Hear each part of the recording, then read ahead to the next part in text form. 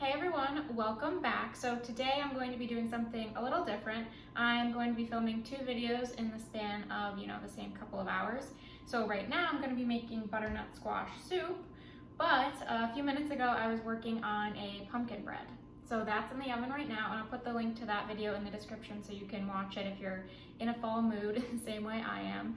So I've made this butternut squash soup twice now in the past couple of weeks, and I absolutely love it. It's delicious, it's filling, it's vegan, which is really helpful for me who's becoming lactose intolerant apparently, so using things like coconut milk really helps rather than cream. But I'm gonna get started because I have a limited amount of time and I wanna get cracking on it. So first thing I'm gonna do is I'm going to peel this butternut squash, and not the most fun thing in the world to do, but I just have a really typical vegetable peeler and I'm just gonna peel the skin right off. Just be careful with your fingers. Sometimes these are slippery, so you just be careful not to cut yourself. But let's get to it.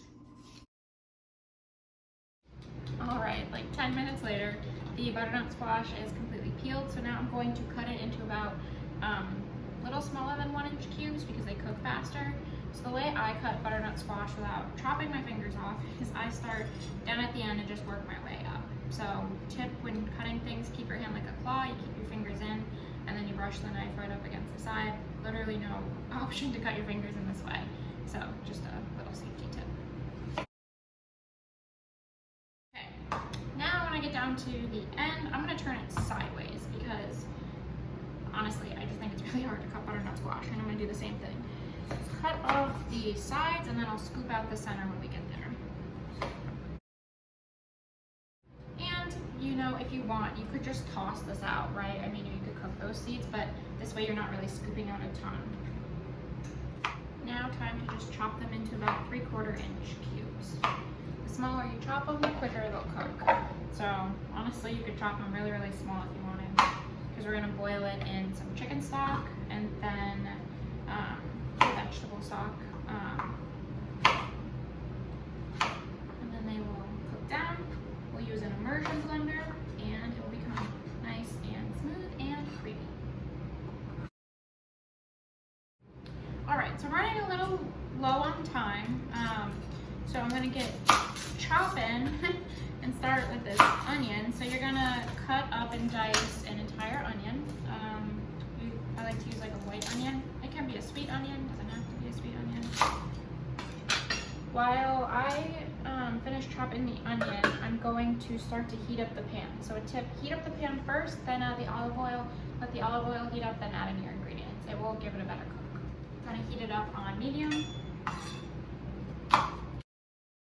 Now I'm going to cut up 4 cloves of garlic. I realize you guys can't see that well. All right. So 4 cloves of garlic. Because this is a rather sweet dish, I like to use smaller cloves of garlic. I once made this and I added extra garlic. I was like, oh, it'll taste great. No. 4 small cloves of garlic will do the trick. And I'm just going to give it a rough dice, take off all of the skin. Okay. Now I'm going to add in the olive oil.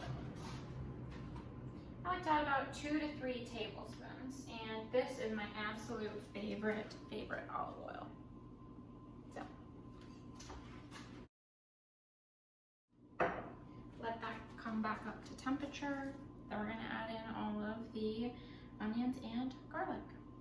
While the olive oil is heating up, I'm gonna start peeling some carrots. Let's add them in.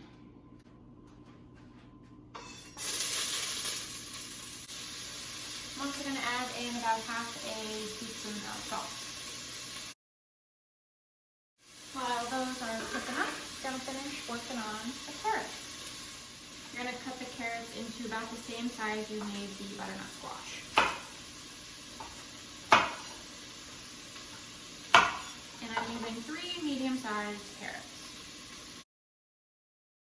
I'm going to add in a hefty amount of fresh black pepper. Now I'm going to make a little bit of chicken stock. So I have 2 cups of water here, and I'm only gonna add in, I'm gonna eyeball it honestly. Gonna add in just a little spoonful of this Better Than Bouillon chicken base. You could use vegetable base to make this vegan. I don't have any right now, which is kind of unfortunate, but We're just gonna use chicken and not too much because, right, it's a savory dish. So I'm going to add in, trying to eyeball it here. Kind of looks gross, but a very small spoonful into 2 cups of warm water. Until it dissolves, then I'm gonna add it into the pot, and then we're gonna finally start cooking the butternut squash and carrots. I'm honestly gonna take it off the heat because it's gonna start to deglaze the pan. The smart thing would be to add the ingredients first, then add the water. Didn't do that, you guys. Back on the heat and bring it up to a boil. And I'm gonna cover it. I'm gonna add just a little bit of cinnamon. Some people add paprika. I've done that. I don't like the way it tastes. Some people add like red cayenne. Also don't like the way it tastes. Makes it too spicy, and I like spice. So at the end, if anything, I like to just add like red pepper flakes to garnish, but I don't cook it in it anymore. Definitely feel like I'm forgetting something, so I'm gonna add in a couple of sprigs of sage because I like the way it tastes, honestly. Add that right in. And I'm also gonna add about either a half a cup or a cup of water because I don't think there's enough liquid. All right, really zipping on through today. So I think the butternut squash is done cooking, so I'm going to take it off of the heat, and then I'm actually going to start using the immersion blender. So I'm gonna grab that now, actually. Gotta grab the sage leaves out of it. Okay, sage leaves are out. Now I'm going to start using the immersion blender. Terrifying to use on video because if I make a mess, you guys will be able to see it. But super easy to put together. You just saw, just clip the 2 pieces. I'm gonna plug it in, and then let's get to it. So just word of caution, obviously it's really hot. 100% make sure to completely cover the blender bottom, and then all you have to do is hold the lock button and then hold the on button with your fingers. And then we're gonna add in coconut milk. So let's do this, a little bit of this first. All